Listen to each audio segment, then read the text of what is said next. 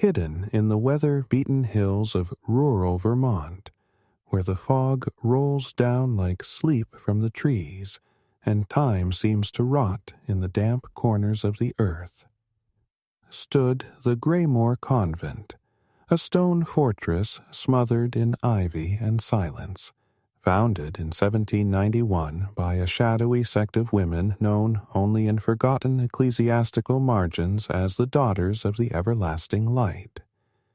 Few knew of them, fewer still remembered, and none were permitted past the wrought iron gates that creaked like coffins in the wind. For more than 50 years, Greymoor remained undisturbed, a place where women gave up not only their worldly possessions, but also their names, voices, and identities in exchange for quiet salvation. The nuns lived under a strict rule of silence, broken only for prayer, confession, and the rare spoken word of Mother Eugenia, the abbess who had overseen the convent since its founding, and who, curiously, never seemed to age. The villagers below, those few who dared to speak of the convent, believed she was blessed, or cursed, or both. But in the year of 1846, the veil that cloaked Greymoor began to tear, and it all started with a whisper sewn into cloth. Sister Agnes was the youngest among the 21 sisters. Newly initiated into the order at just 17, her face still round with the softness of girlhood, and her hands calloused from long hours of penance labor. She had come to Greymoor in search of forgiveness, though what sin she carried was hers alone to know. The rules of Greymoor demanded obedience without question, and so she complied. Sewing in the mornings, praying through the chill of early afternoons, and fasting most nights until her bones ached. Yet, beneath her devotion, a quiet curiosity burned, an ember the silence could not smother. One gray November morning, during a bout of solitary sweeping in the old chapel, Sister Agnes noticed a crack in the stone floor, near the altar, a seam in the rock that hummed faintly when she stood upon it. Days passed before she dared to explore it, waiting until the sisters were cloistered in vespers and the air was filled with Latin chants that dulled the senses like opium. She returned to the chapel with a candle and a rusted key she'd stolen from the sacristy. The floor opened not into darkness, but into a narrow staircase, carved from bedrock, slick with moisture, and lined with old iron sconces. She descended slowly, heart pounding like thunder under her ribcage, until she reached a locked oak door. The key turned with a shriek, and the door moaned open into a room that smelled of mildew, wax, and old linen. Inside were shelves upon shelves of folded white cloth, pristine and untouched by time, each carefully stacked and labeled. Agnes stepped closer, her fingers tracing the embroidery on the nearest bundle. Her breath caught. It was a name, Sister Agnes. Below it, in red thread, December 4th, 1840's 3 weeks from that very day. Panic clamped her lungs shut. She pulled another shroud down. Sister Catherine, December 2nd, and another. Sister Winifred, November 28th. Her trembling fingers tore through the cloths like a desperate child through forbidden pages, each name stitched in the same delicate, practiced hand, each paired with a date not yet passed. She raced up the steps with her own shroud clutched to her chest, knees scraping stone, the flame of her candle nearly snuffed by her ragged breath. That evening, in the dim silence of the dormitory, she whispered for the first time since her vows, "Look." She spread the linen across her cot, and the sisters, who should have reported her breach of silence, gathered instead in ghostly silence, their eyes wide with something older than fear. They recognized the cloth, the stitch, the pattern. Some wept, some knelt. One fainted, but none denied. Edit. For in secret each had been instructed by Mother Eugenia to sew her own burial shroud. They had been told it was tradition, a meditative act of humility, something the earliest saints had done in anticipation of divine reward. They were to stitch not only the cloth, but their names and the date that God would whisper to them in sleep. And so they obeyed, because obedience was safer than doubt in a place where questions never left the lips. But now, confronted by the truth that others had heard the same dates, some eerily close, they began to unravel in their minds. Mine says December 6th, Sister Lucinda mouthed, white as candle wax. Mine is November 30th. What happens when the day comes? Asked Agnes, but no one answered. The following nights were restless. Sisters prayed longer, eyes darting to the moonlight slanting through high stone windows as if waiting for angels or reapers. Some stopped eating. Some sewed faster. Sister Winifred, the one marked for November 28th, was found dead in her bed that morning, her hands folded neatly over her chest, her breath having ceased some time before dawn. There was no struggle, no sound, no sign of poison or illness. She simply passed. Her shroud lay folded beside her. Sister Catherine died 4 days later. Same conditions, same silence. When her grave was dug behind the convent wall, they found an old, worm-eaten coffin already marked with her name. No one had ever seen it placed there. The ground, inexplicably, was dry. Panic festered like mold. Sister Agnes begged Mother Eugenia for answers, but was met only with a smile and the cryptic reassurance. It is an honor to know the hour of one's death. We are not cursed. We are chosen. Chosen for what, she never said. Agnes no longer slept. She watched the other sisters unravel in slow motion, their devotion turning to dread as their hands bled from frantic stitching. Some tried to burn their shrouds. The fabric would not catch fire. One sister tried to flee. He was found the next morning in the orchard, her shroud wrapped tightly around her throat, though no one had seen her leave the convent walls. And still Mother Eugenia presided over all with serenity, her face untouched by fear or age, as though she lived outside the boundaries of death entirely. It was then that Sister Agnes began to suspect that the shrouds were not merely symbols or predictions, but agreements, pacts, invitations written in thread. She returned to the storeroom and examined the older shelves, those marked with names of nuns long gone. The dates ended not in 1801 or 1812, but went further, 1903, 1919, 1935. Dates yet to come. She froze. Were these names of future sisters? Names not yet born? How could that be? How could they know? In the lowest drawer, she found one final cloth, dusty and thick with time. She unwrapped it carefully, her breath catching in her throat. It read, Mother Eugenia. Date. Never. And beside it, embroidered not in red but in gold, a single phrase, The needle is the gate. That night, Sister Agnes did not return to her cot. She sat in the chapel alone, praying not to God but to whatever watched from the needle's eye, trying to understand what force had bound their souls to thread, and what bargain had been struck behind the walls of silence.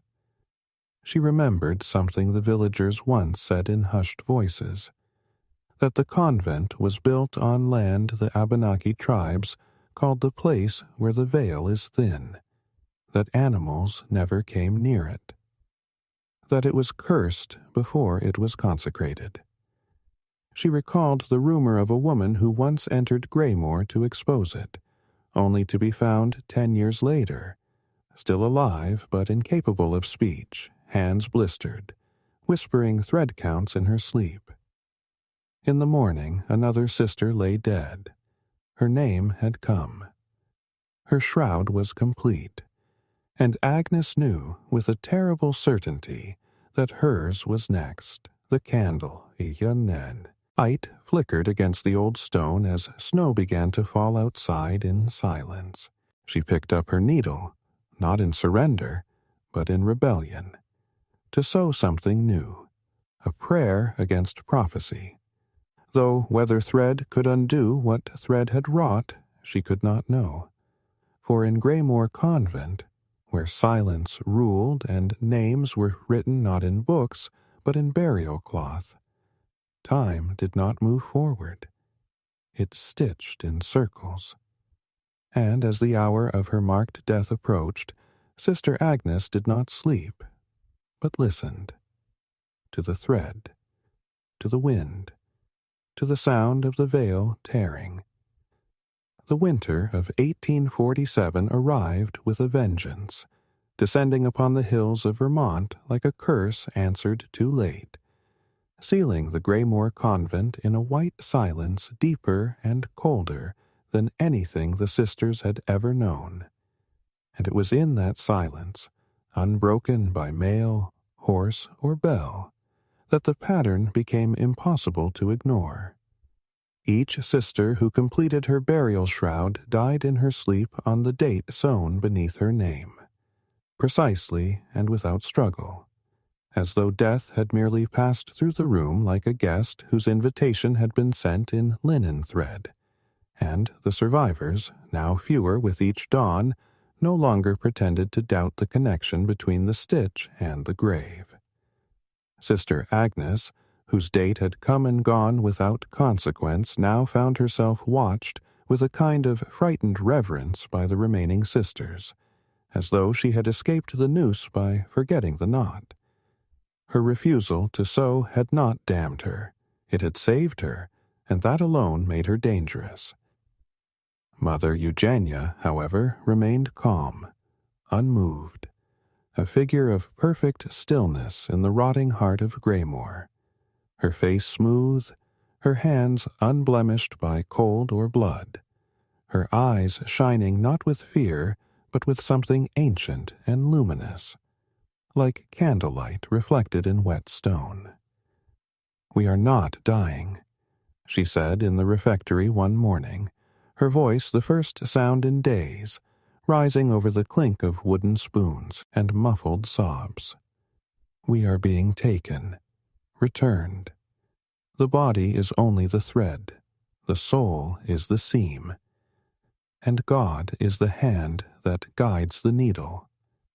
Her words, once regarded as holy, now hung in the air like smoke too heavy to rise, and even the most devout among them, Sister Eleonora, Sister Miriam, even Sister Lucinda, now whispered at night, pressing their foreheads together in the dark, confessing what they dared not say aloud, that something was terribly wrong, and that Mother Eugenia was not leading them to salvation, but sewing them into something they did not understand. That February, Father Bellamy of St. Jude's Parish in the valley below began to grow uneasy. The weekly bread cart from Greymoor had not arrived in 6 weeks. No letters, no requests, no sightings. The convent bell had not rung for Lent. Snow blocked most roads, and the few brave travelers who approached the hills claimed the wind up there sounded strange, too rhythmic, like breathing or whispering, and always cold enough to burn the face. On February 18th, Father Bellamy, a tall and bookish man in his 40s with a deep sense of moral duty and a gnawing suspicion of the otherworldly, set out with a young altar boy named Simon and a sled of supplies, determined to see the sisters for himself. It took them 2 days to reach the gate. The iron bars were covered in frost and bent inward slightly, as though something had tried to force its way out rather than in. The courtyard was buried in snow, but the tracks were strange. Lines of dragging cloth rather than boots. No prints of horses or carriages, just long trailing grooves that led to the side of the convent and vanished beneath a pile of ice. The front doors were unlocked. The air inside was thick and stale, as though it had not been breathed in weeks. Dust floated like ash through beams of cold light that slipped between the shutters. In the main, "Halt!" Father Bellamy called out, "In nomen Patris." But no one replied. Simon clung to his cassock, trembling, and all the names matched the shrouds they had seen upstairs. Some had been freshly dug, the earth still loose and smelling faintly of iron. Father Bellamy crossed himself and turned to flee, but he and Simon barely reached the chapel before they were confronted by the remaining sisters. 7 in total, pale as parchment, their eyes red-rimmed, their lips chapped, each of them clutching their own nearly finished shrouds like prayer books. "You shouldn't be here," one whispered. "She'll be angry," said another. "We're not done." "Who did this?" Bellamy demanded. "Who buried them? Who killed them?" The sisters blinked, confused, as though the question itself made no sense. "They weren't killed," said Sister Miriam. "They finished their work. The sewing ends. So do we." When he demanded to see Mother Eugenia, they only smiled, as if that name no longer belonged to a person but to a place, or a process. He insisted, threatened, and shouted, and finally 3 of the sisters led him down another stairwell behind the old refectory. It ended in a small stone room with a single oil lamp and a locked iron gate. "She's in there," they said, "but you'll have to wait. She's working." Father Bellamy ordered them to open it. They refused. He tried to break the lock with his cane, but they left him there, slamming the door and sealing it from the other side. For 3 days he was kept in that room, fed only with cold bread and water passed through a small opening. Simone was taken somewhere else. He could hear the boy sobbing above, or below, or maybe only in his mind. There was no clock, no light, but the flicker of the oil lamp, and no sound except for the low, endless humming of thread being pulled through linen above his head. To pass the time, he flipped through his Bible, rereading Psalms and Revelations, but it offered little comfort. On the 3rd day, he took his knife and scratched words into the blank margin beside Isaiah 38. He wrote, "The linen is cursed. They believe death is a sacrament of the needle." When the door opened again, it was not the sisters who appeared, but Mother Eugenia herself, gliding rather than walking, dressed in a habit white as snow, hands perfectly still at her sides, her face impossibly smooth, as though carved from wax. "You've come at the right time, Father," she said, her voice softer than memory. "The last seam is almost finished. Would you like to see?" He demanded to know where Simon was. She smiled. He's safe. He's learning. Bellamy lunged at her, but his legs failed him, his strength gone from hunger, from cold, or perhaps from the unnatural air that clung to her like perfume. She led him, staggering, back to the chapel, where the 7 remaining sisters now sat in a circle, each sewing the final letters into their burial cloths with a reverence that made his skin crawl. On the altar now sat something else, a tapestry, enormous, unrolled across the floor and stitched with thousands of names in hundreds of different hands, some neat, some childlike, some ancient. His eyes scanned it and stopped cold when he found his own. Father Elias Bellamy. March 2nd, 1847, the very next day. I never wrote that, he said. I never stitched it. Mother Eugenia looked at him with pity. But you dreamed it. That's how it begins. The needle knows the soul's time before the mind does. He backed away, knocking over a candle. The flame licked the edge of the tapestry but died instantly, as though smothered by unseen hands. You're not of God, he hissed. You're something else. Eugenia's smile widened. We are older than the church, Father. We sow what must be sown. You call it death. We call it return. That night he found the door unguarded. He ran through the snow, through the trees, through wind that whispered in voice, not his own. He returned to St. Jude's frostbitten and near delirious, raving about cursed linen and thread that killed, about a convent of women who did not bury their dead but prepared them like packages sent to a destination only they could name. No one believed him. The church sealed the convent, called it a failed order, blamed the deaths on disease and isolation.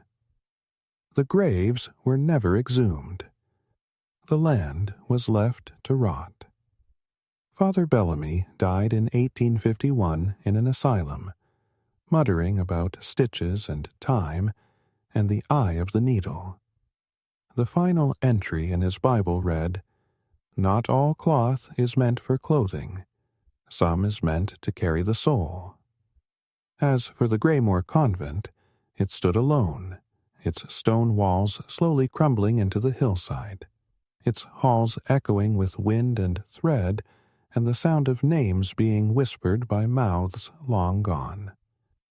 The last frost of 1848 had barely melted from the mossy stones of Greymoor Convent when Sister Eleonora, gaunt and starved from 3 weeks of silence and fasting, awoke one morning to find her own burial shroud folded with precision at the foot of her bed.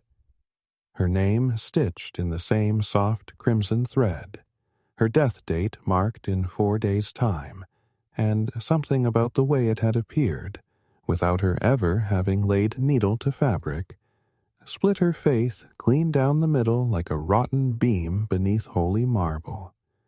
She had not dreamed the date, had not sewn the letters, and yet there it was, warm to the touch, as though freshly pressed by living hands.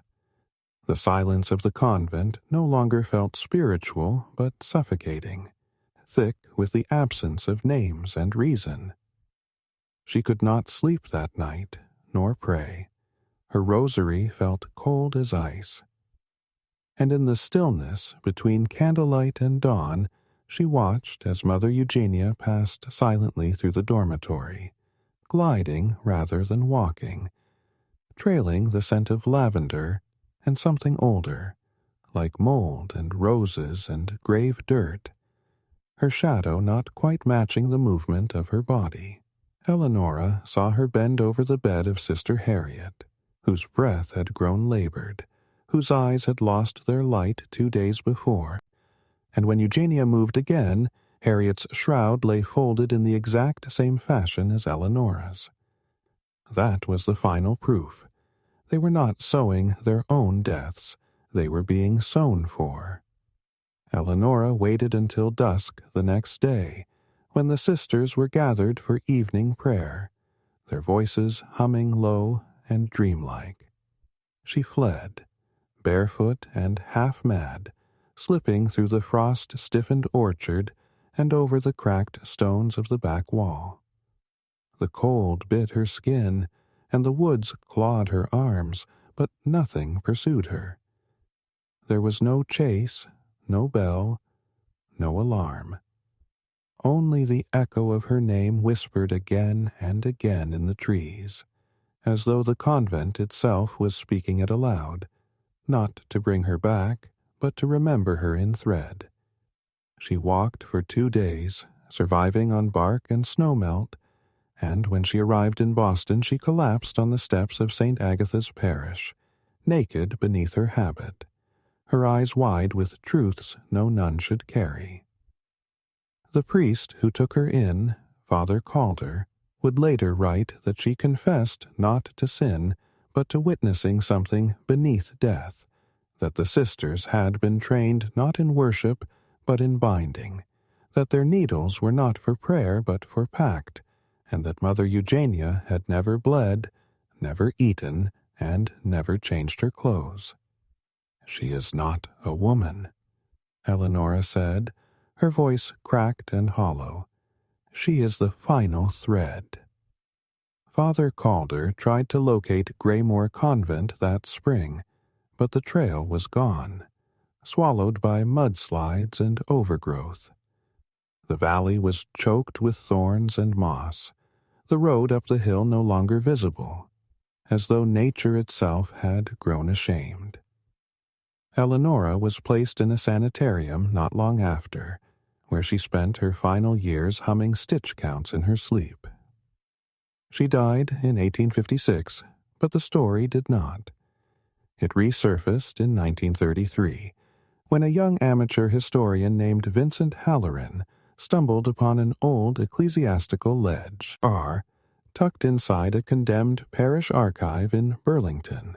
The ledger had only one entry worth noting: a receipt of linen purchased by the Daughters of the Everlasting Light for the purpose of divine passage, dated 1842, with the buyer listed as Eugenia Greymoor. Curious, Halloran gathered maps and parish records, slowly piecing together the vague geography of the lost convent. He hiked into the woods that summer, carrying a notebook, a revolver, and a pack of letters from priests who had dismissed the Greymoor tale as local superstition. It took him 3 days to find the ruins: moss-choked stones, ivy-bound walls, and the crumbling skeleton of a chapel swallowed by trees. He descended into the crypt beneath the altar, brushing past cobwebs and dead vines, and what he found made his hands shake too violently to hold his lantern steady. Beneath the chapel floor, through a rusted trap-door, he discovered a hidden subchamber, small and square, lined with iron hooks and stone benches. On each bench lay a coffin, 21 in total, all empty, all child-sized. Each bore a name etched into the wood, and, folded atop each lid, lay a burial shroud, immaculate, white, unaged by time. When Halloran touched one, it crumbled to ash, and in the center of the room, on a black stone slab, was a tapestry rolled into a scroll, bound with a blood-red ribbon. He unrolled it halfway. The names were still legible. His own was among them. He did not read the date. Halloran never returned to town.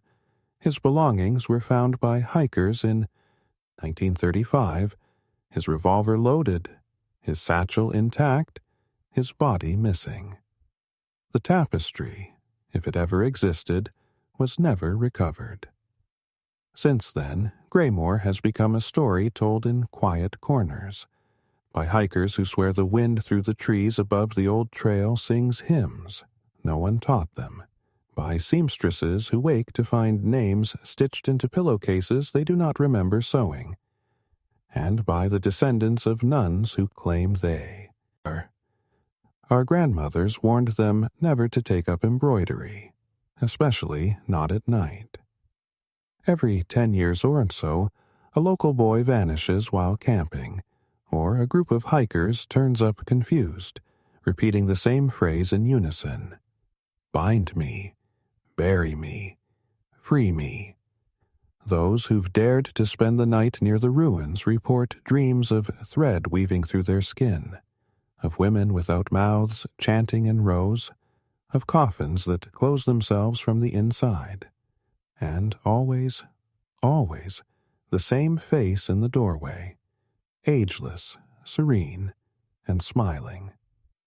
In 1987, an independent occult researcher named Lillian Rowe published a paper claiming the Greymoor sisters were part of a pre-Christian death cult, whose purpose was not to worship God but to thread the veil, to cross back and forth through death as one might pass through a door, using ritualized sewing as a sacrament of metaphysical migration. She argued that the convent had been built on a natural death thin, an ancient burial site where spiritual boundaries were weakest, and that the contracts in the shrouds were a kind of spiritual passport, not to heaven, but to something older. Rowe herself vanished 3 months later, leaving behind only a series of embroidered panels discovered in her apartment. Each one stitched with names and dates no one recognized. Yet. The phenomenon has only grown stranger in modern years. Reddit threads circulate photos of ghost quilts sewn with untraceable names. A woman in Maine claimed her newborn daughter's bassinet was delivered with a stitched linen lining bearing the baby's full name and a date 20 years in the future. A popular YouTube channel once featured a video exploring Greymoor's ruins. The host went silent halfway through filming and was later institutionalized, scribbling nothing but cross-stitch patterns into his padded walls. And every year, on the anniversary of the convent's founding, May 9th, the wind over the valley changes. It does not blow. It pulls, whisper thin, needle precise. Survivors of visits to the site report bleeding from fingertips, phantom threads on the tongue, and the sudden urge to sew. Police dismiss these as urban legend. Historians shake their heads. But the shrouds still surface, folded in thrift shops, in old trunks, in church basements, each embroidered with a name that someone somewhere has not yet been given, and always a date, always coming soon. No one knows where the last thread leads. No one knows if Mother Eugenia was woman, spirit, or something else. Some say she was the last of a line. Some say she was the first of another. But all agree on one thing. The Greymoor sisters were not preparing for death. They were preparing death itself, shaping it, defining it, guiding it. The needle was not the tool. It was the key. The shrouds were not the end. They were the passage. And the convent, now long crumbled, may be gone in stone, but in thread, in dream, and in silence, it remains. Somewhere, someone is stitching, and the final seam is not yet finished.